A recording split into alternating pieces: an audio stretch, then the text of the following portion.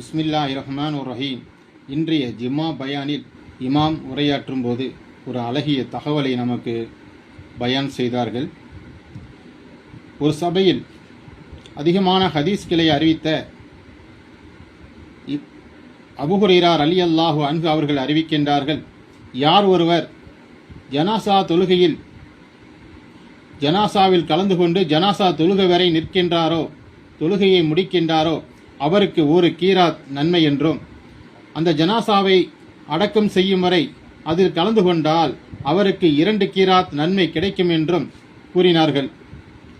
அதே சபையில் அமர்ந்திருந்த இப்னு அப்பாஸ் உமர் ரலியல்லாஹு அன்ஹு அவர்களுக்கு இதில் ஒரு சந்தேகம் இருந்தது. ஒரு கீராத் என்றுதான் நாம் அறிந்திருக்கின்றோம், இவரோ 2 கீராத் நன்மை கிடைக்கும் என்று கூறுகின்றாரே, இதை பற்றி நாம் தெளிவடைய வேண்டும் என்று எண்ணியவர் மற்றொரு தோழர் சஹாபியை அனுப்பி, யாரிடம்? அன்னை ஆயிஷா ரலியல்லாஹு அன்ஹு அவர்களிடம் அனுப்பி, இந்த ஜனாசா தொழுகையை பற்றி 2 கீராத் நன்மையை பற்றி நீங்கள் அறிந்து வாருங்கள் என்று அனுப்பினார்கள். அன்னை அவர்களிடம் விளக்கம் கேட்கப்பட்டது. அவர்கள் ஆயிஷா ரலியல்லாஹு அன்ஹு அவர்கள் கூறினார்கள், ஆம், அல்லாஹுடைய தூதர் 2 கீராத் நன்மை கிடைக்கும் என்று கூறியதை நானும் செவியிட்டு இருக்கின்றேன் என்று கூறினார்கள் என்று அவர்கள் கூறினார்கள்.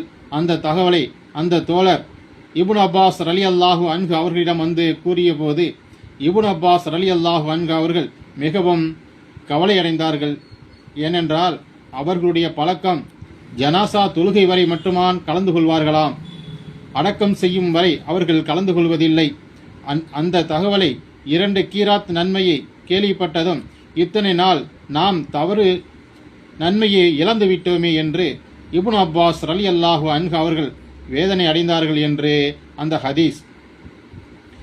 அபூ ஹுரைரா ரலியல்லாஹு அன்ஹு அவர்கள் அதிகமான ஹதீஸ்களை அறிவிக்கின்றார்கள். சில சஹாபிகளுக்கு இவர் அதிகமான ஹதீஸ்களை அறிவிக்கின்றார்கள் என்று ஒரு சிறிய சந்தேகம் கூட இருந்தது.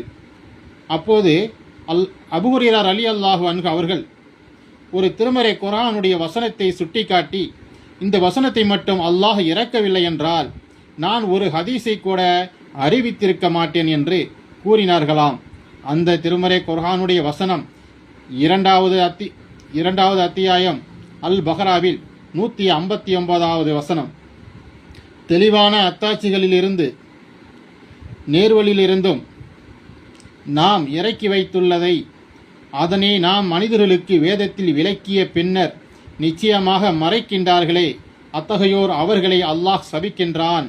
மனித இனம், ஜின், மலக்குகள் ஆகியோரின் சபிப்பவர்களும் சபிக்கின்றார்கள் என்று இந்த வசனத்தை மட்டும் அல்லாஹ் இறக்கவில்லை என்றால் அபூ ஹுரைராவாகிய நான் எந்த ஹதீஸையும் அறிவித்திருக்க மாட்டேன் என்று கூறினார்கள் என்று இன்றைய வெள்ளிக்கிழமை பயானில் நாம் அறிந்து கொண்டோம்.